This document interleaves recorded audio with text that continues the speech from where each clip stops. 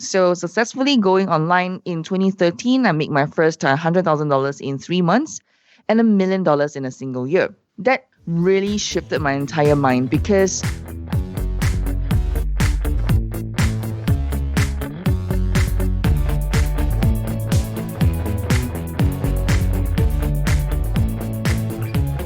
Welcome to The FI Show, where you get a behind-the-scenes look into financial independence. Here's your host, Cody and Justin. Hello, everyone, and welcome back to another episode of The FI Show. But first, let me check in with the co-host, Justin. What's going on, man?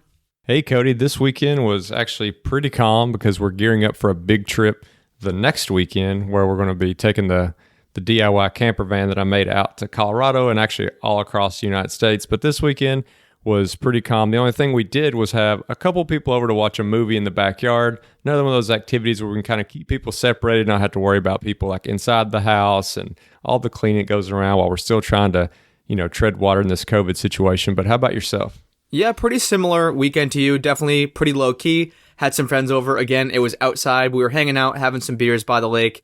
And yeah, just enjoying this nice summer weather. It's nice to see that it's finally getting up into the 70s and 80s on a consistent basis up here in Massachusetts. But enough about us, Justin. Let's take a moment for our sponsors. Do you want to learn more about the future of prop tech? And for those like me who are not sure exactly what prop tech is, basically it's using technology to give you advantages as a real estate investor. PropTech Conference for a Cause will be hosted by Igloo Home on June 18th.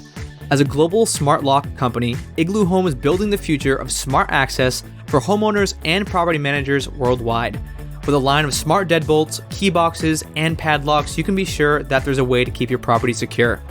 Hear from the people and businesses that are shaping the future of real estate, property management, and urbanization. All ticket fees from this event will be donated to Team Rubicon in support of their COVID-19 relief efforts. The event will have things like expert panel discussions, expo, and networking. And topics will include things like how businesses are adapting, the acceleration of prop tech adoption, looking at growth opportunities, smart city innovations, and a ton of more other cool stuff. So if you want to check out this awesome event and you're a real estate investor looking to get more involved in the prop tech space, taking your real estate investments to the next level, you can sign up at thefishow.com/tech. That's thefishow.com/TECH-tech.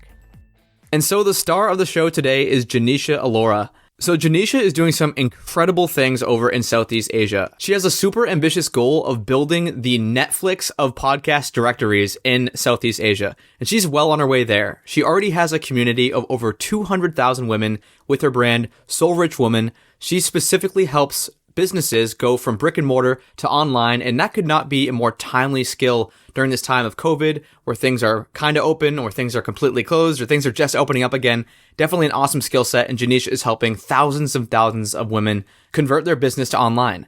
But don't want to take away all of her thunder. Take it away, Genecia. wow, there's a time that I remember there was a part of my entrepreneurial journey that really kind of like still stays with me at this point, is that I had a first taste of entrepreneurship when I was 18, when literally I wanted to make more within a single hour. I was thinking, how can I make more within a single hour? Because I was a student, I was working and putting money, bring back home. So, and I was going to have exams and so many things happening. So I said, how can I make more within a single hour? So I was teaching as an instructor in yoga, aerobics, and line dancing back in those days. And I said, yeah, I should form a group and hire more instructors and then supply them to events and corporate organizations so that within a single hour, I will earn small commissions from this group of people. And then in an hour plus my own time, I will make more in an hour. So that was how I started building my income. And literally that helped me put me through my years, pay for my book fees and tuition fees, and also, have money for my own education. And getting started with this entrepreneurship, did you have somebody to use as kind of an example? Like, was somebody else in your family, had they started some businesses? Or just where did you get the confidence to start doing that at first? Well, my family, none of them are entrepreneurs. I would say, I guess it was more like street smart kind of thing. Like when you know that resources ain't that available, it's all about the resourcefulness that you have to be out there and put yourself out there in order to be seen and heard. So I guess for me, asking around, talking to people, you are the average of the 5 people you hang out with the most. I mean, I didn't know about this kind of theory or concept, but it was because of the people that I was hanging out with. They were much older, they had experiences, and they could give me really sound advice. I think that was one of the pieces that really helped me. So I know your entrepreneurial journey did not stop there, and you are a super impressive woman with so many businesses under your belt. What did the next few years look like? Did you start to develop even more businesses as you were working your way through university, or where did that route take you? Well, I graduated as an occupational therapist. There were people who challenged me and said, how you want to be an occupational therapist? So for me, I eventually went into work for a year in a hospital. I was working with children with learning difficulties. And after that, I realized that because my income that I was drawing before I went to a 9 to 5 job was way higher. It was like 4 times more than my salary. And I just felt, no. I'm not going to be stuck in a 9 to 5 job, even though I love the work that I do. Eventually, I jumped out of this 9 to 5 and went into doing image consultancy full time. So I was doing consultancy work, I was doing coaching, and it really transformed my life because when you have your own time and space to handle your own business, I think it really gives me so much flexibility and freedom, which I really wanted as an entrepreneur. Along the way, eventually I discovered that that was still not the business I want to do because talk about business model, because you work, I get paid, I work, I get paid, if I don't work, I don't get paid. So in 2012 and 2013, I was looking for a way to go from offline to online. And eventually I decided to, find a way to go online. So successfully going online in 2013, I made my first $100,000 in 3 months and $1 million in a single year. That really shifted my entire mind because whatever that we thought entrepreneurship was before, and whomever said it should be in a certain way, the new model of entrepreneurship is to really develop a model where you can work more with less. So that literally shifted my model of the world. And then eventually, the funny thing was, I invested back into a cafe retail chain because we talk about businesses and we talk about, exiting, right? Building up a business and exiting eventually. So we built a cafe retail chain, which went into 3 countries, Singapore, Malaysia, and Indonesia. And then we had 18 franchisees and licensees. And after 4 years, we exited to a public listed company. So that offline experiences gave me a way to learn how to, look into retail businesses. So it's kind of like both sides. So I have like both sides of the spectrum, an online and then an offline. And just a quiz, okay, for you and your audience. I mean, what is the most profitable drink in a cafe business? In a cafe, what is the most profitable drink in a cafe? Do you know? Coffee? I was going to say coffee, but I don't know. The most profitable drink in a cafe is honey lemon. For a cup of $5 that you pay for honey lemon, we make almost 500%. Wow. Literally. Yeah, because of the grams of the honey and just 1 slice of lemon and the rest is water. So that's the most profitable drink in a cafe. So yeah, anyway. Yeah, so I love all this knowledge that I've gained. And eventually I invested time and back into my legacy business, which is right now Soul Rich Woman, the #1 leading female entrepreneur network in Southeast Asia, connecting more than 200,000 women across the region.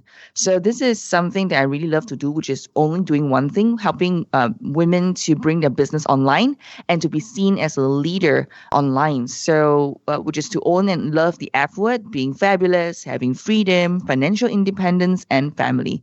So my entrepreneurship journey really helped me to see different aspects of things. And that's why I really believe in the power of going online. So you definitely gave us a lot to unpack there. And I think it's oftentimes really powerful to take and dig through the first successful business that you have. And so as you made that transition to online, and you talk about having this business that you made $100,000 in 3 months and $1 million in the first year, could you just break down for the listeners what that business was, what some of those steps were that you had to take when you're going from offline to online, and just how you were able to see that grow so fast? I think you need to have a growth mindset. First and foremost, I think that's the most important because if you're going to use the offline method to go online, you will not succeed because you have to ditch the old methods of marketing and the old ways of business model and how things are moving so fast these days. I mean, building a brand and business online, in the past, it takes 30 years and 20 years, 50 years in order to be known in the market. But now, bam, in like 3 months, 6 months, you can be seen already as a leader. So I think first having a growth mindset is an extremely important piece for me. And then later on, when I went online, I actually did e-commerce. So e-commerce was something that I did that really made me my first pot of gold. But then again, did I learn from somebody? Yes, I did. In fact, I had a mentor who showed me the ropes because he himself had made multi-million dollars in e-commerce, and he showed me how to make my first dollar in the online space.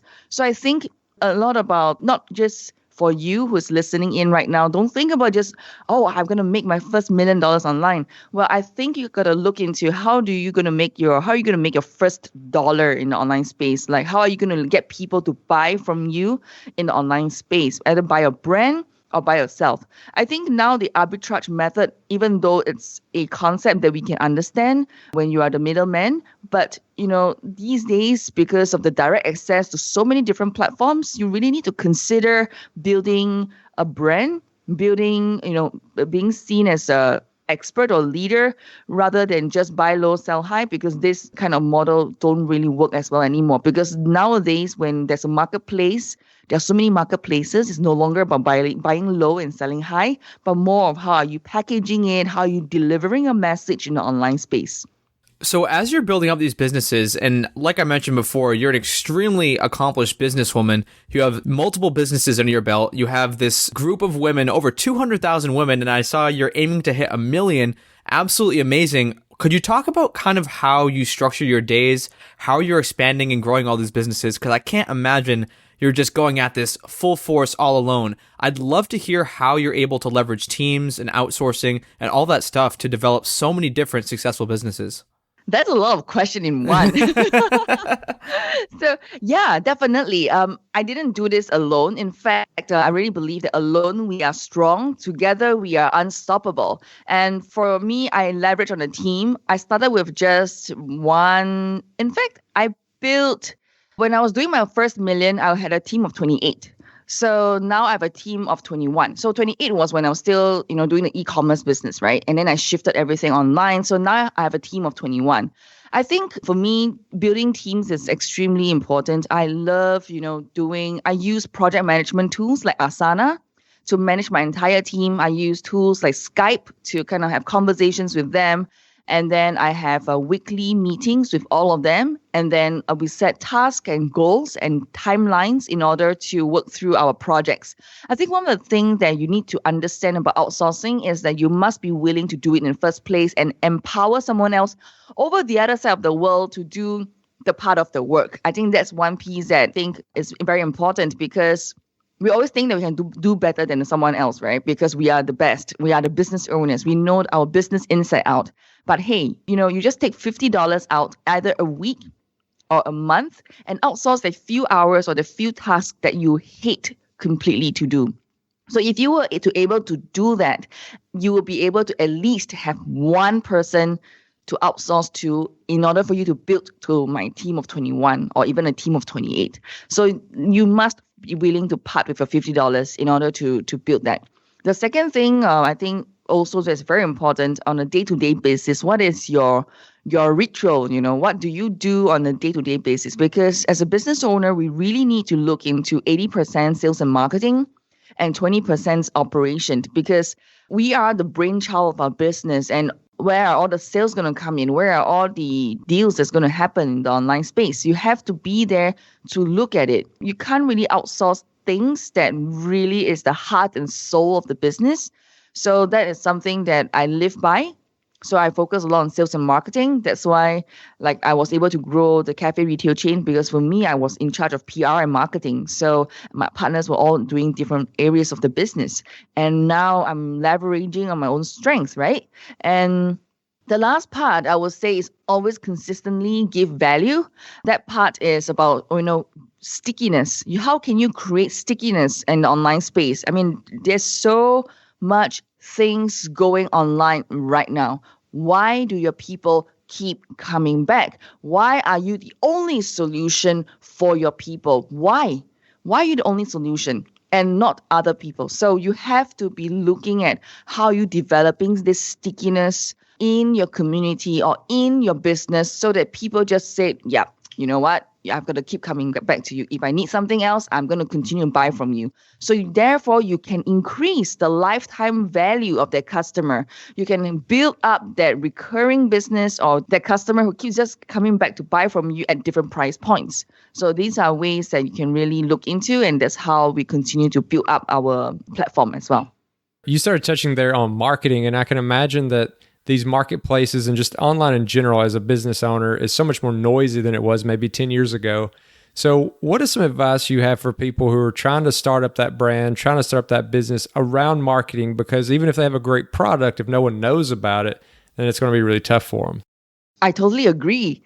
Just like anybody can be an author, right? Anybody can print a book. Just go to a printer, I'm an author. But who do we want to be? We want to become the best-selling author. So I totally agree with what you said. And how do you even get started and be seen and recognized? I think consistency is definitely the baseline right now. We really have to compete in that very noisy marketplace by first being consistent. And if you are not even being consistent, you'll be losing out of that big pie. The other thing is everybody's posting online. You look left, you look right. Someone else is posting on LinkedIn, posting on Facebook, posting on Instagram or TikTok, whatever platforms that may be. If you're not even building up that momentum, that means after consistency is building up the momentum. Okay, how frequent are you showing up, right? What kind of things are you doing and posting online to build that know, like, trust score? Which means how are you building trust, right? So I talk about the M word, which is momentum. The last one I talk about is connection. So this is something that people are missing out. Trust is one piece that is missing completely in the online space. People are skeptical. Are you real? Are you a real brand or just a fake Facebook page? People just create accounts for fun. So how can you build that trust, that connection with your audience? I really believe that now at this age, at this point when everybody is forced to go online right now, how are you making connections? So a new business owner, the first thing you must do is not just that graphic, that logo, that color, that website. It's never about that. It's about when you are doing something, showing up as a person or with your product or services, are you making that connection with your consumers or audience over the other side? And how are you building that trust? So these are the two questions you must answer for your business. Something you mentioned there when you were kind of rifling through the social medias of today, and like Justin said, 2012 and 2013, when you started your online venture, your online journey, it's a lot different market than it is today. How do you stay current and know which platforms to focus on and which not to? The one that struck my attention there was TikTok, because like as of recent, it's crazy. But even last year, if you were focusing on TikTok in April 2019, people would be like, Genecia, you're crazy. What are you spending all of this time doing TikTok for? So for me, I don't spend time on TikTok because that's not where my market is, because TikTok's age group is a little bit younger. But for me, we focus a lot more on the other platforms. I think how do we stay current is a very good question.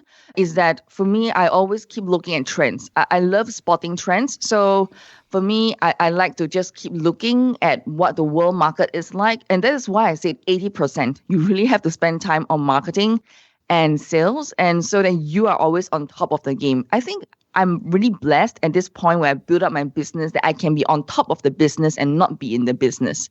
So it's an end point, or what we say, kind of like a point where I would encourage all entrepreneurs to work towards, which is don't be stuck. Because once you become stuck, become an ostrich, right? When you put a head in the hole, you can't see anything, what's happening around you. There's always danger in front. How can you avoid that? So staying current by looking at the world market, that really helped me. I think number two, I spotted trends like, in Asia especially, for Asia and Southeast Asia, podcasting is really on the rise. So I spotted this trend and it really worked. And a lot of women are not on podcasting yet. And so this is like a big market that we are leveraging on. And we want to become the Netflix of podcast for all women here in Southeast Asia and Asia. So I'm really very excited, and we are working towards that. The other piece is you really need to ask questions. Ask yourself hard questions. Where are your traffic consistently going to come from? How are you going to, like I said, stickiness, consistently engage your people, and not to be really, kind of like be in that hole and be seen as a leader. So when you ask yourself hard questions like this, you would be looking at things more attentively rather than, just slacking your way out. So I think that's very, very important as well. So, Genecia, one thing I would like to touch on now is this group, this organization that you've started that has this 200,000 women. How does something like that get started? And then how did you grow it to such a huge number? And sorry for all the questions all at once, but then on a week-to-week, month-to-month basis, what is that organization? How are you actually interacting with them? Okay, so that's a great question. So how did I start and why did I do this? Was because I was based in Indonesia when I was running the cafe franchise. I was taking care of the franchise market over there in Indonesia. So with only a webcam and internet, I kind of turned on my webcam, and I use Google Hangouts in the past to do my webinars. So I went online and started doing webinars every single Wednesday. It was called Webinar Wednesday, and it was like 9 p.m. sharp. I'm online. Okay, whoever who wants to come. All right. So I was there online literally every single week, and to the sound of the crickets. It was 0 viewers, 0 people, 0 followers, right? So I built from there. I mastered the F word, which was funnels and Facebook ads. So by leveraging on this F word, I was able to bring in people, traffic to, watch my webinars and to grow the community from 0 to 100 to a first 1,000. So that was how it was built and grown. And the one thing we do only is to go help women to bring their business online. Remember, this is not doing online business. It's 2 different things, because bring your business online is you're offline, you're trying to go online. And so therefore, we don't really teach e-commerce. So it's bring your business online and to be seen as a leader online. So we only focus on this piece. How do I grow to such a big number? I would say really, like I shared earlier on, is to give value. And value is really a big piece. You have to dive deep into what your customers want. I would say love your customers first. Love your audience first. Don't love your product first. I think many business owners make this mistake. Love the product first and then try to find the customers for it. I do it the other way. I love my people first, and then I create what's good for them. And because of that, it sells, right?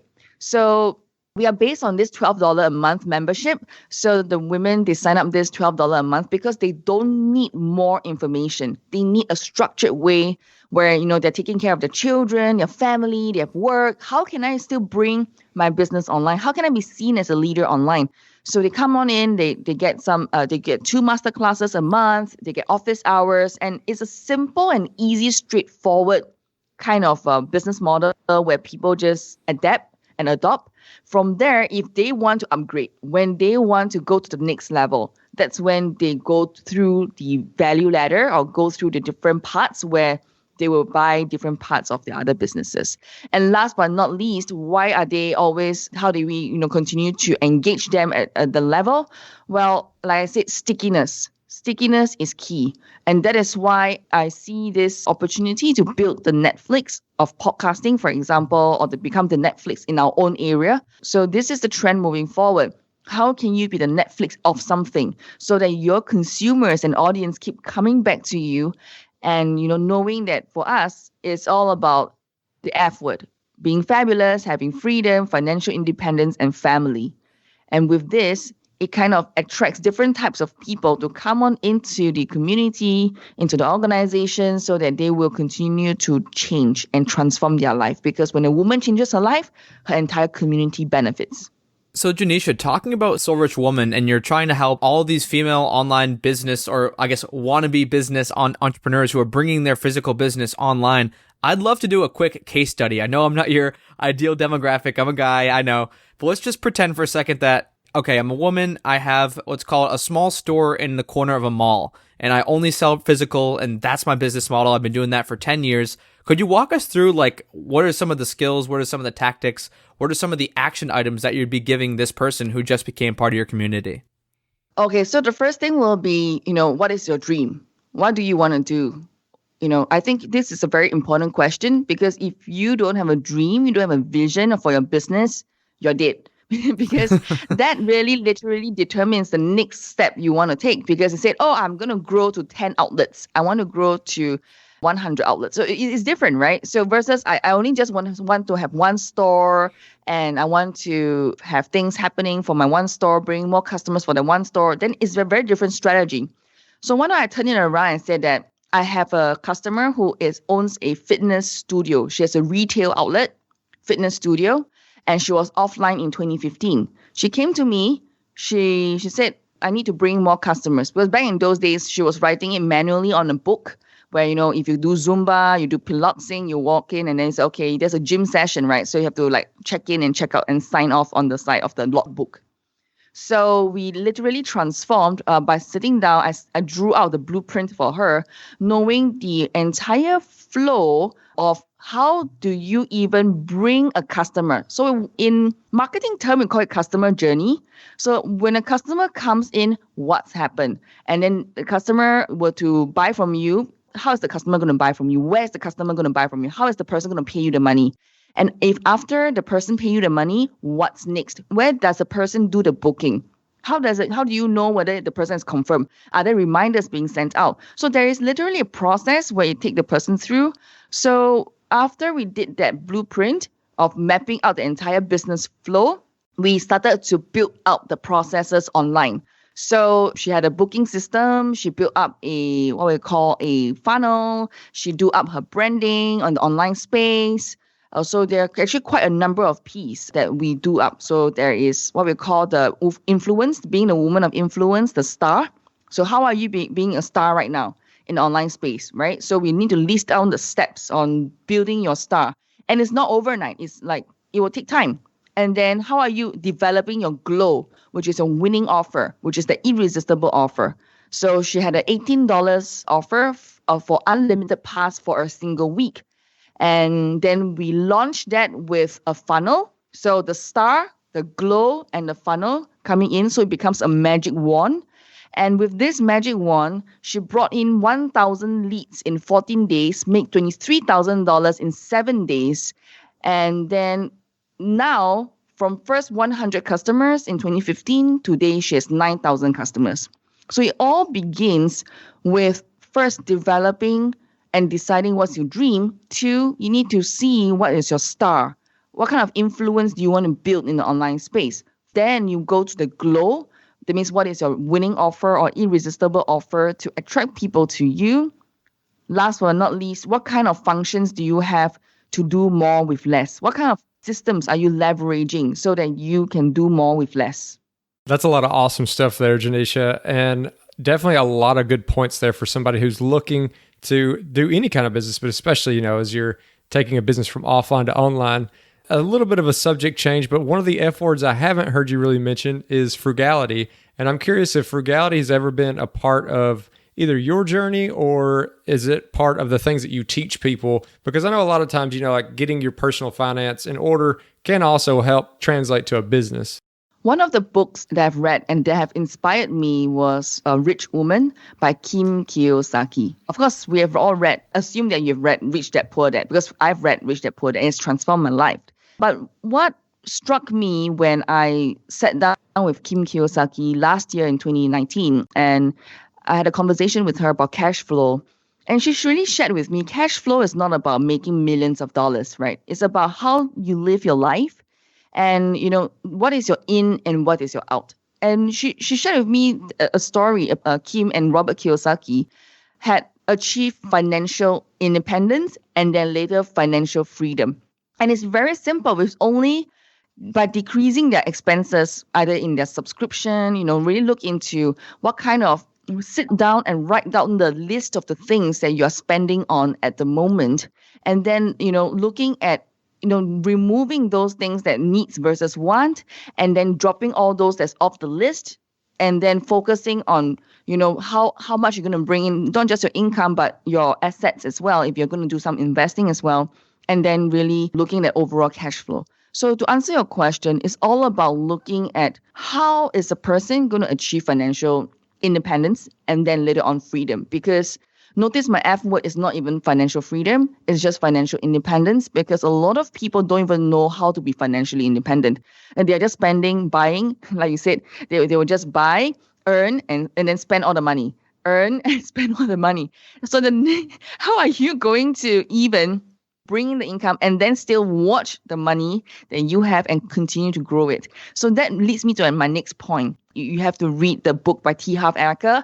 It talks about, the 6-jar method. So I will not go into it, but I just want to highlight that it really will help a woman or a man, whether, no matter at what status you are, you to really understand financial concepts of, saving and putting aside for education funds, having a fund for fun and play, having a fund for investment and future, having a fund for different things. So this is something that we also talk about in our financial independence part. So all these pieces add together. So you don't have to be a millionaire to be financially independent or learn frugality. I really think that any income level that you're at right now, you learn financial independence and you can have financial freedom. Sit your ass down and write down the list of the things that you're spending on and, how are you really making life and doing life. So an F word that I have a question about, and this F word is future, and you have so many things going on. I know you've alluded to becoming the Netflix of your region, which would be absolutely amazing. I mean, the scale and the amount of people you'd be able to impact with that type of platform. But what other kind of fun projects or things for your businesses do you have on the horizon? So right now we are focusing on becoming the Netflix of podcasts for women in Asia. And it's working quite well, I would say, because there's a strategy to build this up. And I'm so excited to work towards that. The other thing that I'm really very excited about for my future is continue to be a global speaker. So right now, we always have a dream, right? So I really believe that whatever we think and whatever we say becomes our blueprint. So I've always thought that it was never possible to stand on a global stage with big giants like Tony Robbins, Robert Kiyosaki, and Jay Abraham. So, this year I made it to the list of the top global speakers, and I'm speaking alongside Tony Robbins, Jay Abraham, and Robert Kiyosaki. So I'm very excited to say that this is something that when we really want something, just don't give up on our dreams, just keep going at it. And I mean, we always think that, I'm so small, they will not notice me, I'm not good enough. But if you were to just keep at it and really keep raising your profile, raising your vibration at the highest energy level possible, you will attract the people into your life. If you don't remove the wrong people from your life, you will never attract the good people into your life. That's really awesome and inspiring, and congratulations for, those accomplishments that you're getting to have this year. I know that's going to be super exciting. You've been spitting off like a lot of different books that people could find interesting. I was wondering if on that subject of kind of overcoming doubt, getting started, like achieving things that maybe you don't think is possible, if you had any books that you would recommend or even some of your own insights for people who are maybe limiting themselves. I love the book by Dr. Chuck Spezzano. They are the people that I look up to when I started my healing journey in 2006 and 2007. So Dr. Chuck Spezzano and Lancy Spezzano, they are this power couple that talks about psychology of vision. So that was when I was learning about, overcoming my mindset and limiting belief and how I overcome my fears. Another influential figure, it will be Louise Hay, which talks about you can heal your life. I think that book also impacted me. The other one, that video I watched that gave me awareness was this book called The Shadow Effect. Can't remember the author, but it's called The Shadow Effect. It was a damn long time ago, super long time ago. These are the few pieces that really get me going. Later on, I attended other personal development courses. I would recommend, if you ever have a Money and You program around you, do go check that out, Money and You. Yeah, that is also a very good one that has transformed the way I look at business and the way I look at my own life. Yeah, so these are the few things I will highly recommend. Well, Genecia, you've already given us so much on this show, and you have so much more to give. So for our audience members who are looking to connect, looking to get in contact with your team, with some of your content, where are some of the best places that can do that? Well, you can connect with me online on LinkedIn, Facebook, or Instagram at Genecia Alluora, GeneciaAlluora, Genecia Alluora. And I have two free gifts for you. If you love it, it's called Secrets of Personal Branding. It's a book that I've authored personally, and it has helped thousands of women around the world. So now I'm gifting away for free. So please go and get that from the website. And one more download that I would love to gift to you. It is how do you delegate 80% of your to-do list to your assistant so that you can make money online and function in your zone of genius, okay? Love it. So these two are available on my website at soulrichwoman.com, soulrichwoman.com, soulrichwoman.com. I hope you'll love the gift. Do connect with me as well. Awesome, Genecia. And because this is a financial independence show, the one question we always ask guests are, what is a tangible tip that you would give someone who's on their own path to financial independence? One tangible tip that I would say to you is, first thing is to, if you're starting a business right now, really look into the first $50 of outsourcing. I think there's no business too small to do delegating or outsourcing. Look at, do you do like, I don't know, do you go to the hair salon? Do you go to do your nails? Do you go for massages? Do you splurge on subscriptions that don't matter at this point? So I would just say pick up the $50 and outsource a task that you absolutely hate, and then free up your time so they can spend more time with your family, spend more time with your kid, spend more time on your business. So yeah, $50 a week or $50 a month. That's all it takes to learn the art of outsourcing. I love that advice, Genecia. It took me so long to get there myself because, like Justin was mentioning, we're pretty frugal guys, but once I kind of outsourced my first thing, I was addicted.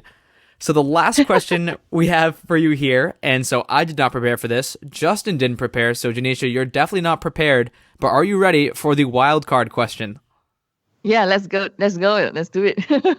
All right, so something that was super interesting that we came across when we were checking you out and looking at your bio and all the previous stuff you've done is that you were a former Miss Universe Singapore. And I can imagine there's a whole lot of prep and a whole lot of behind the scenes stuff that even goes into becoming a part of that world.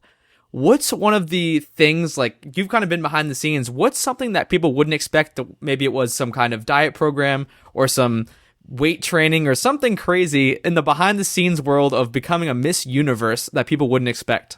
My favorite hobby was scuba diving. Nobody knew I was a rescue diver because when you want to present yourself on the world stage, you need to be quirky yourself as well.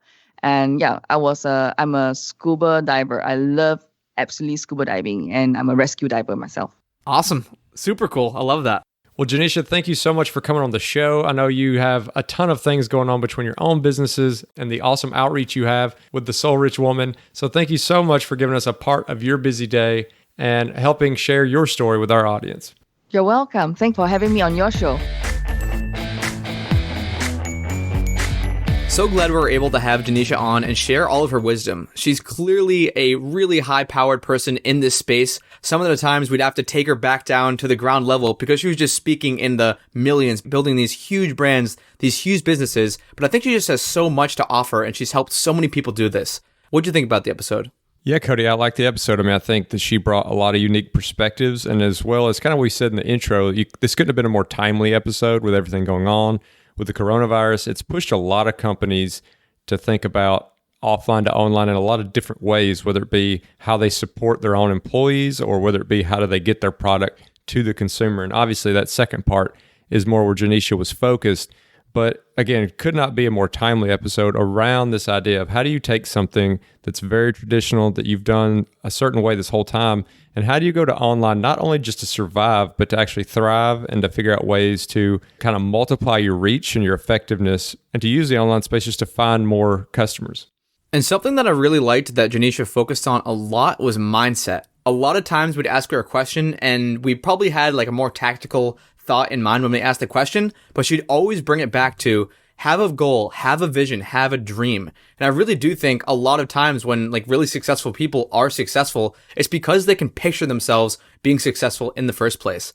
Like if you don't think you're going to be successful or, you can't achieve X, Y, or Z, then you're probably never going to achieve X, Y, or Z. So one of the first things Genecia tells her clients to focus on is, hey, what's your goal? What's your dream? What's your vision? And once you start to kind of craft what that looks like in say 1 year, 5 years, 10 years, then you can start to put that plan in place. Then you can start to get the systems. Then you can start outsourcing. Then you can start hiring. And then you can kind of build a brand that's right for you. And that was another thing she mentioned was like, yeah, you could either want to crush it and maybe you have one storefront property and then you take it online, or maybe you want 100 different retail locations and you also want to take that online. Like there's so many different things you can do, but the first thing you need to do is define that vision and then go after it.